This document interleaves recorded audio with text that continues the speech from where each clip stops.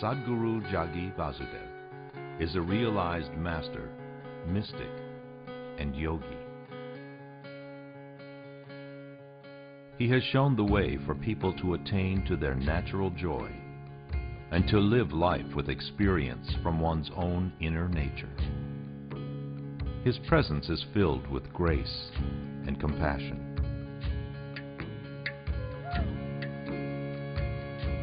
Sadhguru's scientific approach towards spirituality and work towards the upliftment of humanity have received accolades worldwide.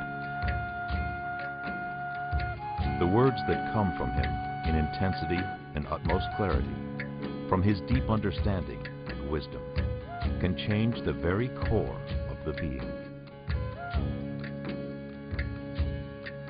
Belonging to no particular tradition, Sadhguru incorporates what is most valid for the modern person from the spiritual sciences. His work, an outpouring of his blissfulness, finds expression in the form of a ceaseless offering to help all beings. Available to all who are willing, Sadhguru's life is an invitation to the divine through individual transformation.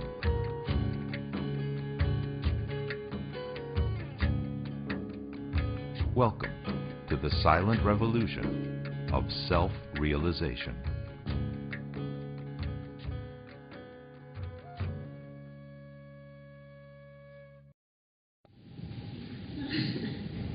This is about working with people. I've done 2 courses, one in teaching and one in nursing.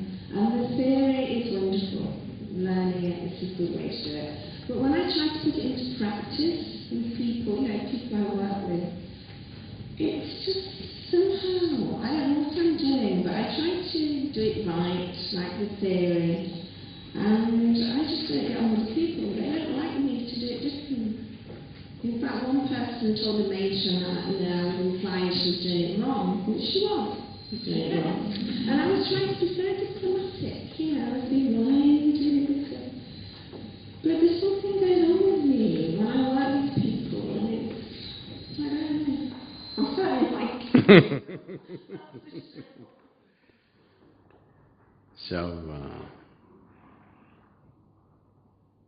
in place of work, whatever the nature of your work, probably most of you spend more time at your work than with your families, isn't it so? 8–10 hours you're spending with people whom you work with, people whom you're married to, people whom you're born in your life. I don't think you're spending 8 hours a day, isn't it so? So, people whom you work with and what kind of relationships you hold with them is extremely important because you spend a larger part of your life with them. And most people think in their mind, they have said this is work, that is life. That means a large part of your life is not life, isn't it? A large part of your life is not life. The best part of your day is spent with people whom you work with, isn't it so? When you're awake and alive, it is spent with people whom you work with. And when you come back in the evening, maybe you're just a half a human being, you're already done, that's when you're with your family. So, why is this not life? Why are we not looking at this also as an important part of life? Why are we just looking at it as a way to earn something, as a means towards something? The moment we look at work as a means towards something else, slowly our mind concludes that this is not something you're supposed to enjoy as such, this is something that is supposed to be done with. You're looking when it's time to leave. So do not divide your life into work and life. It's just life, isn't it? Every waking moment of your life is just life, isn't it so? Is one moment less important or more important than the other? Is one human being who is sitting next to you less or more important than the other? But you have graded them, isn't it? Number 1%, number 2%, number 3%, and that person who is 99 naturally gives you hell. See, when who is sitting in front of you is not so important for you. In a million ways, that person will make your life difficult, please understand, for no reason. You don't have to have any particular reason, they'll find one. People are quite ingenious about these things. When you're looking at somebody, when you're in touch with somebody, if within yourself you do not hold this person as truly important for you, you will see that person will come up with a million problems in your life. It is so. So wherever you are, do not divide your life as work and life. You have chosen to spend a certain amount of time in different areas, according to whatever your needs are. Now once you've decided to be there, it's all life. It's as important as the other, isn't it? Is it so? Is one moment of your life more important than the other moment? It is not, isn't it? So, you throw yourself into it with as much zest and as much involvement and as much inclusion. Now, you will not have these problems. Why is it that people are just getting upset with me? This is something that keeps coming to me a million different ways. This happens at home, this happens at work. For different people it happens at different places, for some people it happens everywhere. Wherever there is no inclusion from your side, there people are trouble. Please see. Don't try to manage them. Don't try to administer them. People don't like these things. Nobody likes it. Do you like to be managed by somebody? Do you like to be managed by someone? When you realize somebody is managing you very efficiently,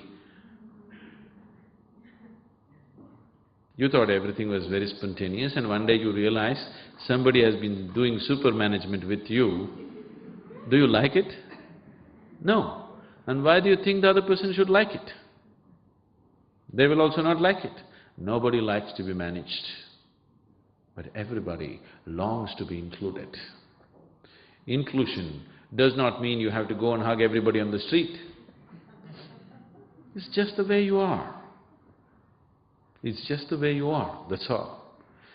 So if your relationships, either at home or work, I don't want to make the distinction, if they have to be good, you don't look at other people. Just see how to make yourself like a flower so that nobody can dislike this. And is it not what you're seeking to in your life? To become pleasant? What is your seeking? You want to live in pleasant atmospheres. That's what a relationship is. And do you want to be pleasant within yourself? In body, in mind, in emotion, in energy, do you want to know pleasantness or unpleasantness? You make these 4 dimensions of you pleasant. Your body should be pleasant, your mind should be pleasant, your emotion should be pleasant, your energy should be pleasant. If it is so, you will see relationship is no problem wherever you go. If I get into a taxi, 10-minute ride, by the time I get off, that man will be sharing his whole life with me. Because he sees that inclusion in just the way you approach him. You don't treat him as just another person that you use to get somewhere. You treat him as just yourself. You treat him as how you would treat the dearest one in your life. Why not? What's your problem? Because you're seeking a relationship to make your life pleasant. Do you want it to be pleasant just those 2 hours that you spend with somebody? Or do you want it to be pleasant wherever you are? Should your life be pleasant every moment of your life? Or should be just pleasant only when you spend the 2 hours with somebody that you love? How should it be? Should be pleasant always? Then you must spend time in your life only with people whom you love. Now that's not possible, so the best thing is just to do that with everyone. What is the problem? Is there a scarcity? Is there a scarcity, I'm asking? No, then what is the problem? So, Can I ask a question about this, one of your discourses, which I watched on television? It's about Shiva. And you said Shiva is self-created, Swayambhu. Can you kindly elaborate on that, please? The word Shiva literally means that which is not. That which is not created. So nobody can create it, because it is not. If it is, maybe somebody created it. It is not, so who can create it? That which is not is self-created, isn't it? That sounds funny, doesn't make any sense. Today, modern science, this is nothingness. Nothing means, probably you would understand it better if you put a hyphen between no and thing. It's a no thing. It is not physical. It's a dimension beyond physical. Today, modern science, the 21st century description of vacuum states is that in a vacuum state where there is supposed to be nothing, there is a constant eruption of particles and destruction of particles. Creation and destruction are happening at the same time in vacuum state. All these years we believed that vacuum means it's total nothingness, nothing happens there. But now we know vacuum state is phenomenally dynamic. Creation and destruction is happening at the same time. Modern science is saying this today. This is what we said thousands of years ago. Shiva means that which is not. That means nothing or no thing. And we are saying He is the very basis of creation, and He is the void of destruction. So creation and destruction are happening at the same time wherever Shiva is. Wherever there is a vacuum state, creation and destruction are happening at the same state. So we said He is self-created. Nobody need to create Him. He creates Himself and destroys Himself. It's in that context we said Shiva is Swayambhu. And today, modern science is very much moving in this direction that everything in existence, the core of every galaxy, or what you refer to as a black hole, is a powerful nothingness. How can nothingness be powerful? But they're saying today, nothingness is tremendously powerful. And that's what we always said. Shiva is the ultimate power because He is no thing. So we are not talking about a person as it is described. The personality was created so that people can relate to it. This is fundamental physics, expressed in a very dialectical way. You were speaking about compulsion. When the compulsion comes to an end within a human being, there isn't this grasping or needing a relationship. And then we were talking about that the person should always seek to enhance themselves and to give joy instead of pursuing happiness. Now, this is very obvious to me and probably everyone in this room. But does it require that we change our thinking? Change our what? Does it require that we change our thinking on a daily basis in order to maintain this trying to express our joy instead of seeking it? Because I know that, when I go to bed tonight, I'll be thinking of the lecture tonight, but when I get up in the morning, I don't know how much of the lecture I will remember. But I will remember the main essence of what we spoke of. And the thing is, I'm thinking about myself in the next week or 2 weeks. And the thing is, I've read things like this before, but I'm interested in how maybe you made it a reality in your life, how you made that transition from maybe a pursuit of happiness to expressing that joy. What were the kind of things that led you to that way of being or realization? Now,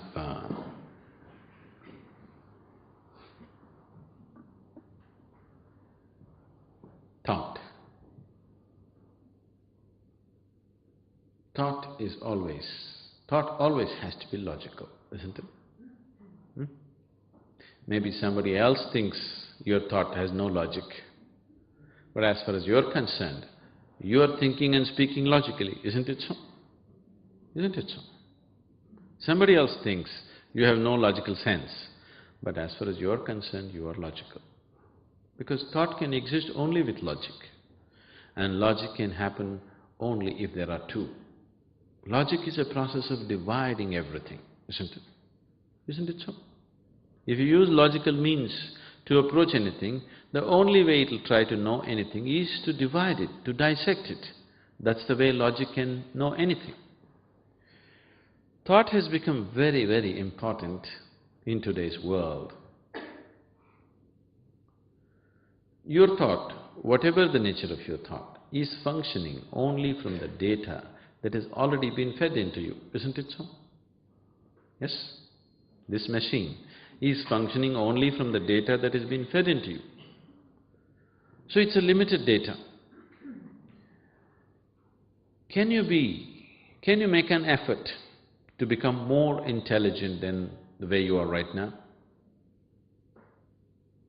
Can you? Those people who are trying to be really smart, you always experience them as the most idiotic ones.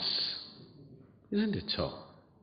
Those people who are desperately trying to be smart, do they seem smart to you or idiotic to you? They're just making fools of themselves most of the time, isn't it?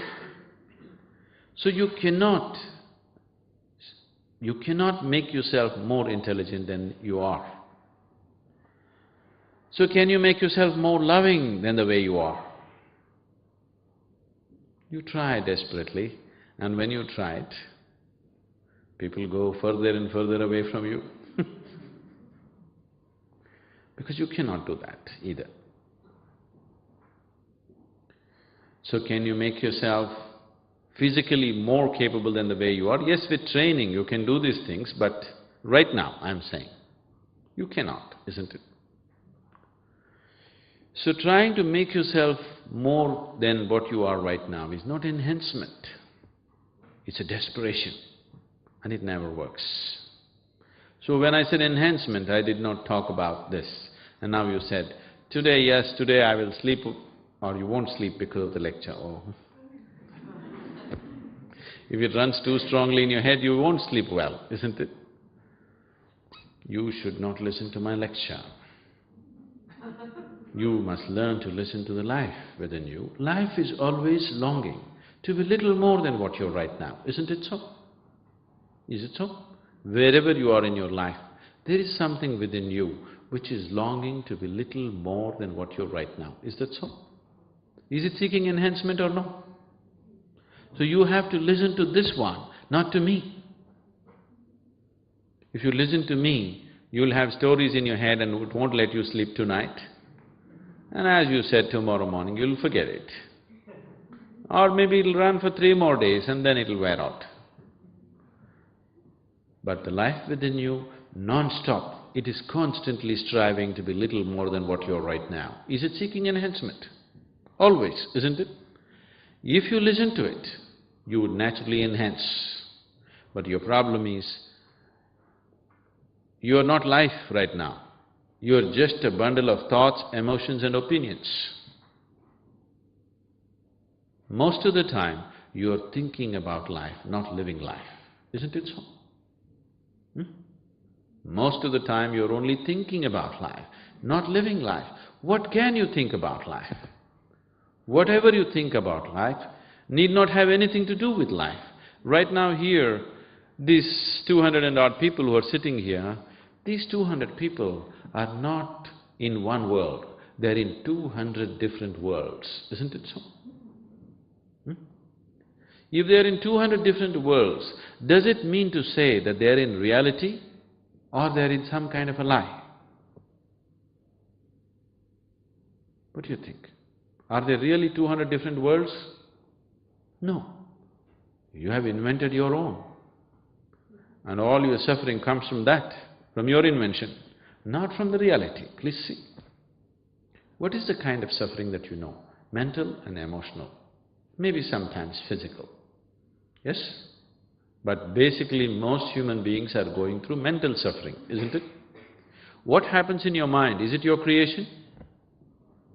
No? No? What is this? I did it? Huh?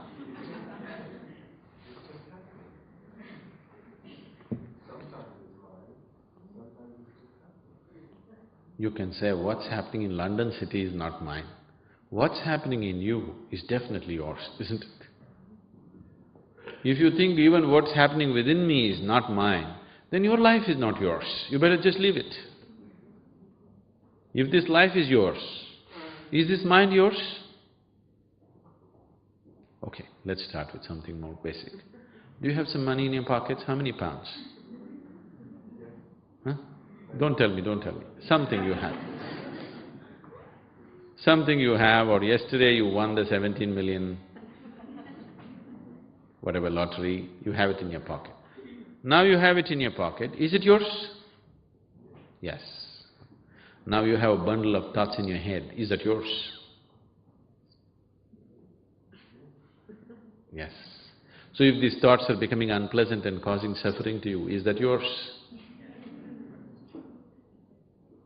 Yes, isn't it?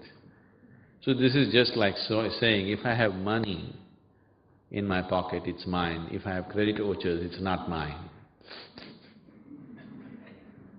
Life doesn't work like that, isn't it? So, what is happening in your mind is your creation, isn't it so? World around you is just giving you information. What you do with this damn information is definitely yours, isn't it so? Yes or no? World is just throwing all kinds of information into you. The world is throwing pleasant information into you, unpleasant information into you, everything that's happening is just throwing it into you. What you do with it is definitely yours, isn't it? So, when the activity of the mind is yours, the suffering that the mind generates is definitely your making, isn't it so? Would you generate unpleasantness and suffering for yourself if only your mind was taking instructions from you? Would you? No. That means your mind is out of control. If you say if you have an out of control mind, you know what it is called? I don't want to call you names. But just understand this, any instrument in our life is useful to us only if it takes instructions from us, isn't it? Right now this microphone, this public address system, very useful to me because it's amplifying whatever I speak. Suppose it starts saying its own things. I better not be here. Yes? And this is what has happened to your mind. It is not doing what you want it to do. It is doing its own damn things. How can you enhance life when the fundamentals of your life are not taking instructions from you? It is like you're driving your car, you want to go here, but it goes there. Is it safe to sit in this car? Is it a useful instrument or is it a nuisance? Not nuisance, it's death. And this is not any worse, this is not any better, it's worse actually. Because your automobile, you may use it for 2, 3, 4 hours a day, but it is through the vehicle of your mind you make your whole journey of life, isn't it? And it's an out-of-control state. You want to be happy, it makes you stressful. You want to be peaceful, it sets you into turmoil. Today is your birthday, you want to have the most wonderful time, it gives you the most horrible time. Now this is an out-of-control mind. So first of all, we have to see how to take charge of this. If you enhance it the way it is right now, it'll only enhance the madness, isn't it? Yes? So the very process of your mind is in a compulsive state, not just the expression of it. So first and foremost thing is, if we want to go where we want to go in our lives, This body, this mind, this emotion and these energies, we must take charge of them. If all these four wheels of your car are in your control, now you can drive this thing wherever you want. If they're not going the way you want it to go, if you reach somewhere, it must be an accident. And when you live so accidentally, when you exist here as an accident, you are a potential calamity, isn't it? It is not with relationships that people are unhappy. Take away all relationship and see, they'll be even more unhappy. So you can't be without people, you can't be with people. This is a problem, isn't it? Isn't it so? You can't be with anybody, but you can't be without anybody. This is a hopeless state. You can be alone and joyful, no problem, wonderful. Or you can be joyfully be with people, wonderful. You can't be this way, you can't be that way, where to send you? Where to send you? You mentioned there's four dimensions, well, there's four beings for human beings, the body, mind, emotions and energy. What, in your opinion, is the impact of karma on the unique dimensions that we have as human beings when we come to each life? Is there any impact of karma on where we're placed in life and how we can use these? Karma? Is everybody familiar with these terms? Huh? No? Okay. The word karma, Natalie, you need to vacate the chair. Please vacate the chair.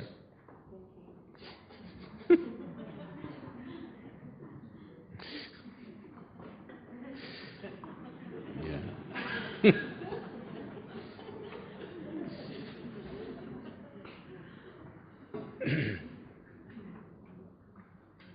See, bad relationships happen because you don't know what the other person's need is.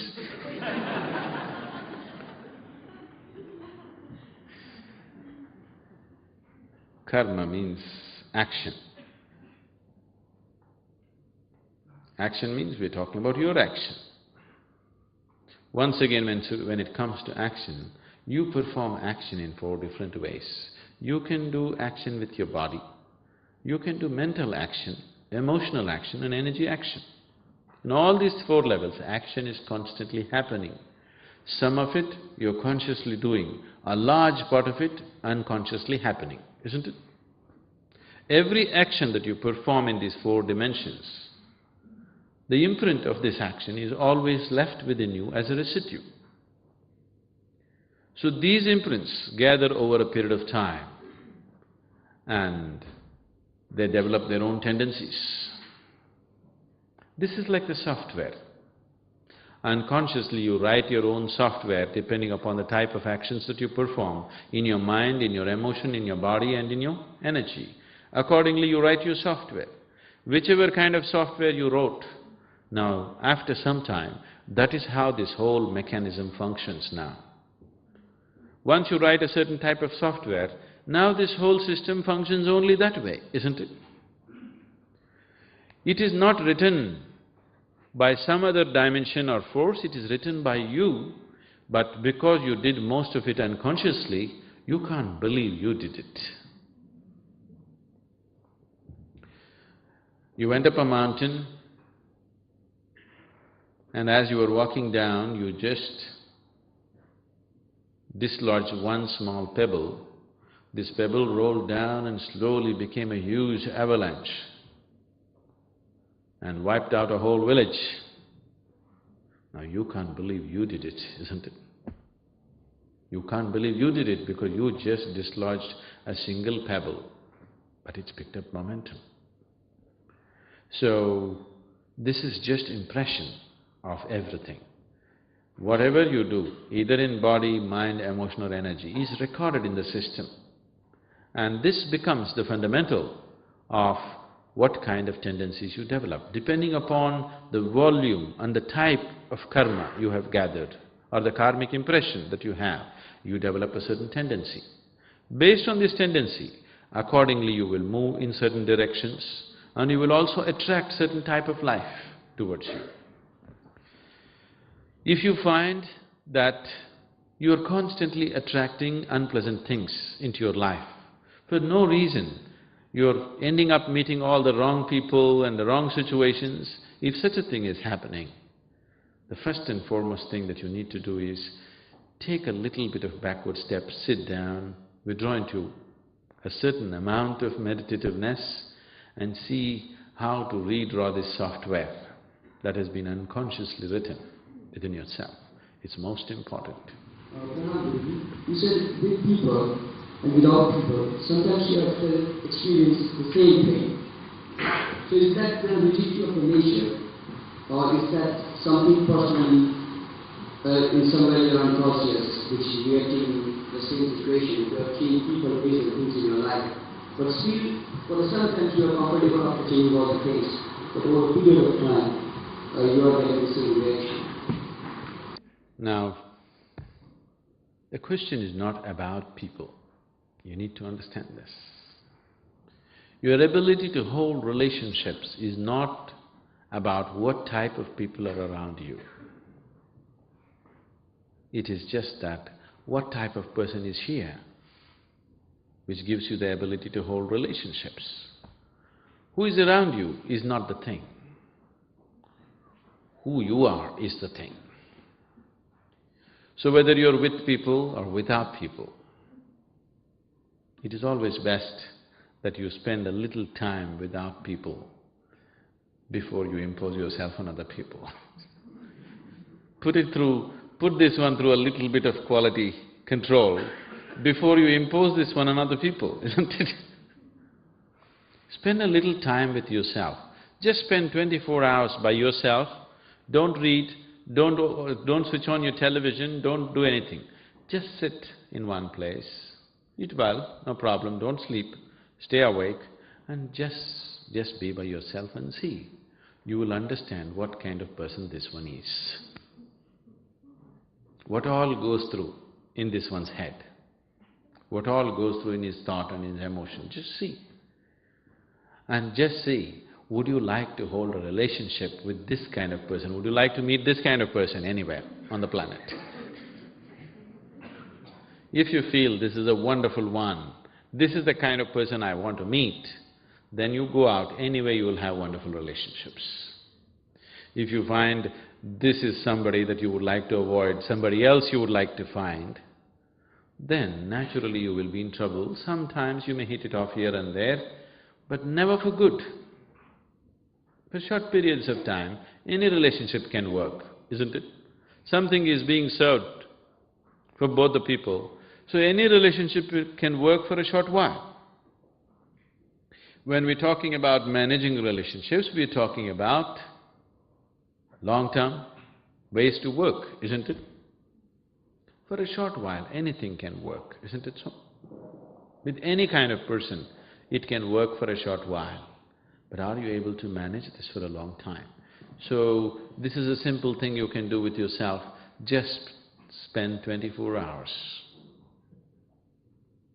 Simply sit and see what kind of person this one is, what kind of mind, what kind of emotions he has, and see if you would like to form a relationship with this person. If not, we need to do something about this one, isn't it? Before doing something about this one, please do not impose this on other people. So if you spend 24 hours with yourself and you don't like what you see, how do you transform that? So that's good, we've already taken the first step.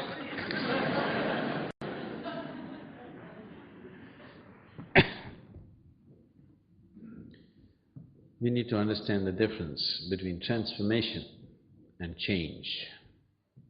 People are always trying to change themselves. Change means, now this is like this, if I make it like this is a change. If I make it like that, that's a change. If I make it like this is another kind of change. The essential quality will never change. When we say transformation, the word transformation means that nothing of the old remained. Something totally new flowered within you. Now you look at a rose plant full of thorns. Springtime came, and rose flowers burst out. It is a transformation. The thorns are still there. There are more thorns than flowers. But we don't call it a thorn plant, we call it a rose plant. Because that single rose, everybody's attention goes more towards that one single rose than 100 thorns that are on the plant, isn't it? So, all the thorns in you, maybe you cannot remove right now. But if one rose flower blossoms, all that, no, everybody is willing to overlook those things, isn't it? Yes? So you don't have to iron yourself out and straighten yourself out as somebody thinks it is the right way to be. No. If you can just make yourself into a very joyful being, whatever other nonsense and quirkiness and kinkiness you have, people are willing to take it. Yes or no? If one flower blossoms, people are willing to forget all the thorns in you. Now you start plucking the thorns, it's an endless process. It's not going to happen. So setting yourself right does not mean plucking off all the thorns and straightening yourself out. And those people who have strived to straighten themselves out, they become so straight, nobody wants to be with them. Have you seen this? Somebody who's all correct, do you want to be with that person? Horror, isn't it? So this is not about becoming all correct. If something in you blossoms, people are willing to overlook all the thorns that are there in you. It doesn't matter anymore. Even though there are so many thorns in the rose flower and just a few roses, we still want to have it, isn't it? So that's all that needs to happen within you. You need to blossom. At least in one single dimension, if you blossom, then all the other things will be forgotten by people. That's all that needs to happen. So if that has to happen, what we should do? You can't pull a flower out of a plant. You never thought about a flower, but every day you nourish the root. Flower will happen, isn't it? So how to nourish the roots of who you are?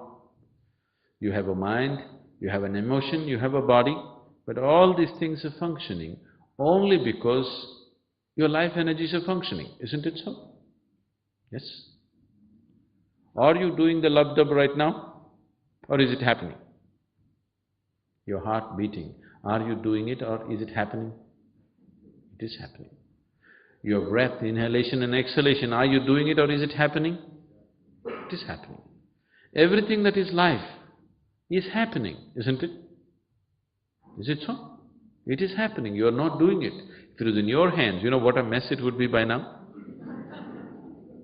Fortunately, it's not in your hands, it is happening. So these life energies are constantly making you tick and happen. And that's what you need to nourish. If you make your life energies properly balanced and in full vibrance, your body, mind and emotion will be in its best possible condition. So there is a whole science and technology as to how to do this. It is this technology that is referred to as yoga, but unfortunately, only the physicality of yoga came to the West. And now yoga means people are just all getting into knots, impossible, bone-bending postures.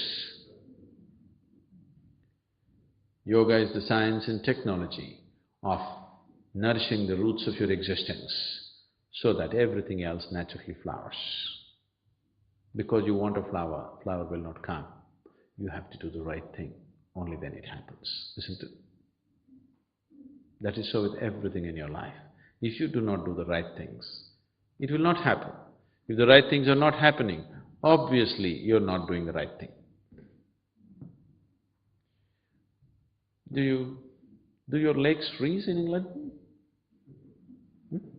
Your lakes in England, do they freeze totally? No. Okay. On a certain winter morning in Michigan, where the lakes freeze. You can actually drive on the lake. So an old-timer went ice fishing. He went 11 o'clock in the morning, cut a small hole and sat down with a crate of beer next to him, because it's a patience game. He put the line in and sat down, sipping beer, sipping beer, sipping beer. The day went by. 4 in the evening, he's still not caught a single fish. But that's the whole thing, to be able to sit there and… Old age makes you sit in one place. Evening 4 o'clock, one young boy, a colored boy, with a big stereo on his shoulders, with rap music blaring, came like that. And close by, he also cut a hole and sat down to fish, with the stereo blaring. This man looked at him and thought, I have been sitting here since morning quietly and I haven't landed a fish. The fool comes now with the stereo blaring and he hopes to catch fish? Ha! No fool like a young fool. And to his amazement, within 10 minutes, the boy landed a huge trout. He shook his head and looked at it.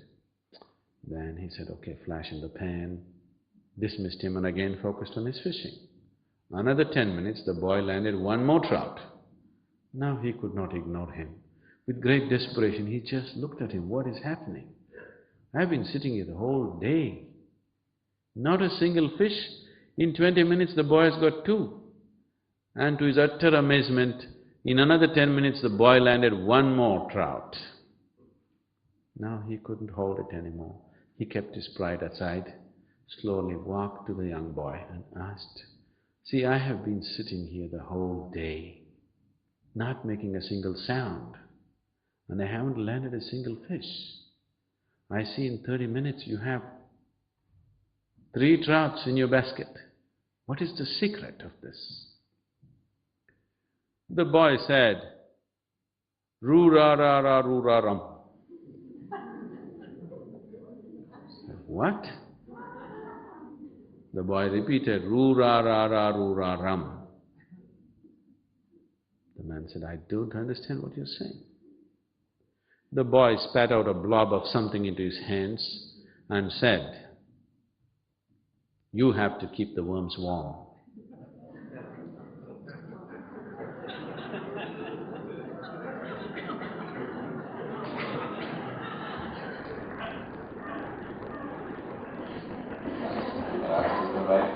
It doesn't work.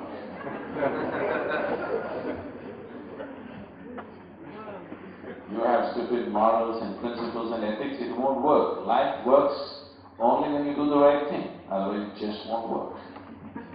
In every aspect of life, it is true, and so it is true in relationships. How do you message from people that there is just no pleasing everybody? So from now on, I live for myself, I please myself.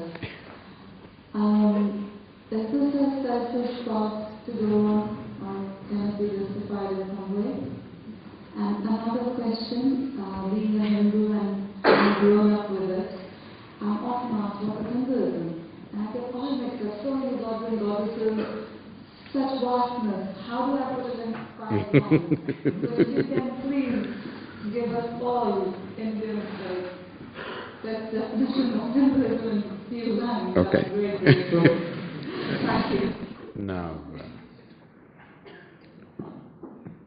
hell with the world, let me please myself. So the very fact that you're trying to please yourself means that you're not joyful by your own nature, isn't it? You don't have to please anybody in this world. If you're truly joyful, everybody's pleased by you. Yes? You see a beautiful flower on the plant, It is not interested in pleasing you. But by looking at it, you feel very wonderful, isn't it? Sun is setting and there is a wonderful color in the sky. You think the sky is trying to please you? It is just the way it is, and you are pleased by looking at it. If something has become beautiful, it is not trying to make you happy, but you anyway become happy, isn't it? You have to make yourself like that. You don't have to please anybody. This is not for somebody else's sake. Tell me, how do you want your life to be, pleasant or unpleasant? You become pleasant, not for somebody else's sake. In body, if you become pleasant, we call this health and pleasure. In mind, if you become pleasant, we call this peace and joyfulness. In emotion, if you become pleasant, we call this love and compassion. In your energies, if you become pleasant, we call this blissfulness and ecstasy. Is this what you want? No? What is it? You don't want pleasantness?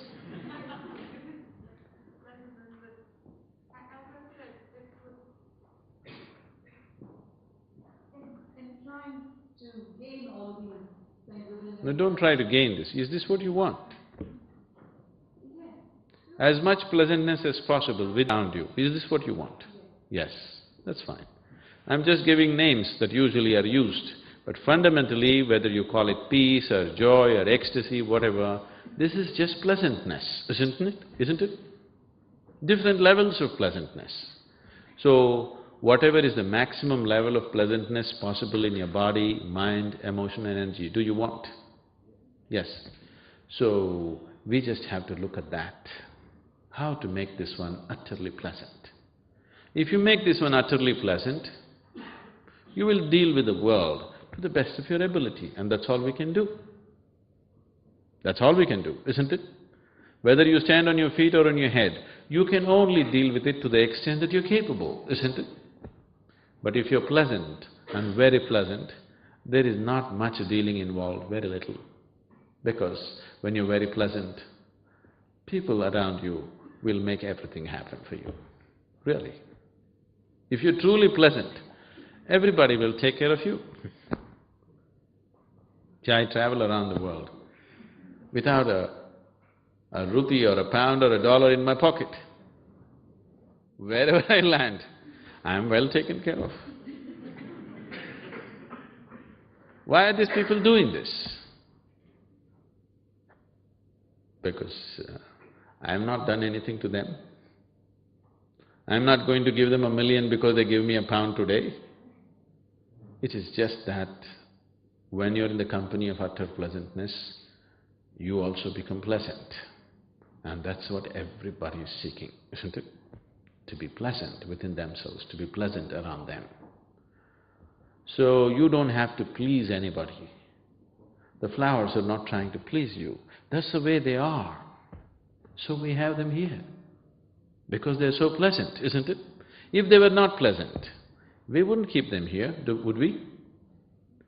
Don't ever imagine the flowers are trying to please you or anybody.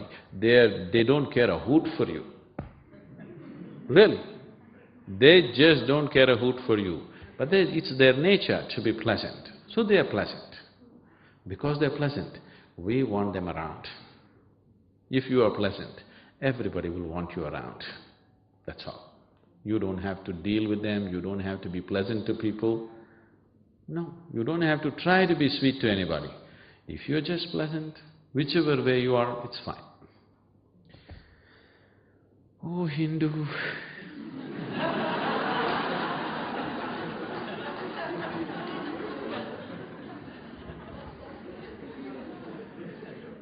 The word Hindu, where does it come from? It comes from the word Sindhu. Sindhu is a river. The civilization that was born on the banks of this river was called Sindhu civilization. When the Persians came, they could not pronounce Sindhu, so they called it Indu. So it became Indu. Over a period of time, I don't know who did it, they made it Hindu. So, Hindu is a geographical identity and to some extent a cultural identity. It is not a religious identity. Hindu was never an ism. It is only when hugely, aggressively very aggressively competitive religions came, the Hindus tried to organize themselves as a religion, but even now they are not successful. Because they cannot, because there's no one belief system. There's no belief system at all. You can believe that God is a man and be a good Hindu. You can believe God is a woman and be a good Hindu. You can believe God is a monkey and be a good Hindu. You can believe God is a cow and be a good Hindu. You can worship a snake and be a good Hindu. You can worship a tree and be a good Hindu. And you don't worship anything and still you can be a good Hindu because it's a geographical and cultural identity. It is not based on any particular belief system. This culture, which grew in this particular part of the land, of the planet, over a period of time, focused their whole attention on the ultimate development or the ultimate well-being of the human being. The immediate well-being was not too important for them. The ultimate well-being became the most important for them. Generally, it is said these days you've forgotten being in UK and the Indians have further forgotten more than the people in UK.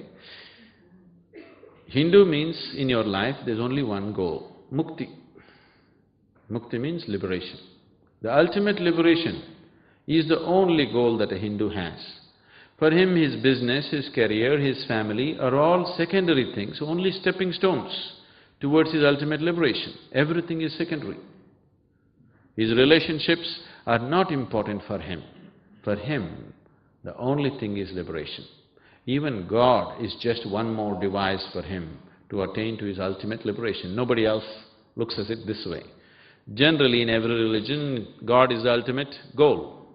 This is a culture where we do not see God as the ultimate thing because we understand we created him.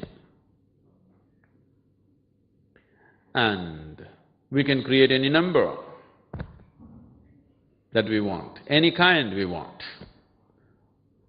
We learned this whole art and science of consecration that we can make a rock into divine. If you eat an apple, or let's use an animal, let's say you ate chicken in the afternoon. In one afternoon, the chicken is becoming a human being, isn't it? According to Darwin's theory of evolution, from a chicken to a human being, we don't know how many million years. But in a single afternoon, you're transforming a chicken into a human being, aren't you, in your body? So this is called as digestion. This process is called digestion, where one thing is transformed into another. Or if you go further backwards,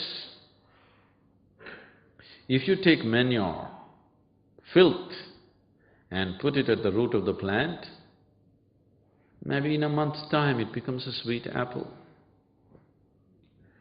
It's just a lump of shit that is hanging there. But so sweet and wonderful, isn't it? It's the same thing, isn't it so? This is called cultivation or agriculture, where you're converting one thing into another. This is called as digestion. Similarly, you can convert a stone into divine. This is called as consecration. Because this science was explored in a huge way and people learned how to create a very intense forms of energy which is way beyond where a human being is right now. Today, science is proving to you everything is same energy. So what is the difference? Between a rock and you, what is the difference? Different level of intensity and function, isn't it? So this same energy, and religions have always been saying God is everywhere. So if God is everywhere, this is also God, this is also God, but is it the same thing? It is not the same thing in your experience, isn't it? It is not the same thing in its function. So what is in its ultimate function and ultimate possibility, you call it as God, but the same energy. What is in its lowest function, maybe you will call it a rock or something else. So to transform this one into that ultimate possibility is the science of consecration. Because this science was explored, they started manifesting the divine in a million different ways, whichever way they liked. In how many ways it's been done, if you look at it, it's just absolutely incredible.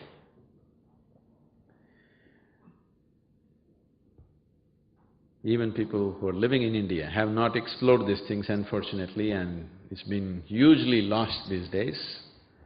But if you explore the deeper dimensions of that culture, what has been done there in terms of inner well-being of a human being, nowhere else has humanity ever invested that much of time and energy to look at the inner well-being of a human being.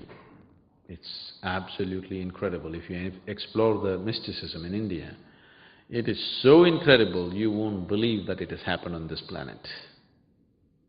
Because this doesn't come from a belief system, it happens as a science. Because of this, you cannot call Hindu as a religion. It is a way of life, it's a culture, it's a geographical identity, which is desperately trying to organize itself as a religion because of extra competition that's come. Very aggressive competition has come, so they're trying to organize themselves, but they never will manage, because there is no one belief system to organize people around it. Or in other words, what Hindu way of life means is, everybody can have their own religion. That is, in your family if there are 5 people, 5 of you can have your own religion. You can worship the monkey, another person can worship the snake, another person can worship the cow, another person can worship the tree, whatever he likes, whatever he can relate to, he can worship that. Or if he has no need for worship, he need not worship, and still he is a good Hindu. I think this is a freedom and sense that we need in the world today, isn't it? Because in the world, the conflict in the world has always been projected as good versus bad, but it is not so. The conflict is always between one man's belief versus another man's belief, isn't it? First of all, why do you believe something? Because somewhere you have lost the fundamental sincerity to simply accept what you do not know as you do not know. Everything that you do not know, you have to believe, isn't it? If you say, I do not know, you cannot fight with anybody. You believe this is it, that's when you fight with somebody, isn't it? Belief gives you a certain sense of confidence and stability, but it is a dangerous confidence. Confidence without clarity is a deadly mix. Confidence without clarity. You do not need any confidence in your life. What you need is clarity. How much clarity you have with life, only to that extent you can handle it, isn't it? You are my perfect mirror, you show me what I'm not. In the end, this bit of what once was me, layer and layer you peel off me. The pain it is, but the joy it brings. So thank you for showing me what I'm not, for showing me what I could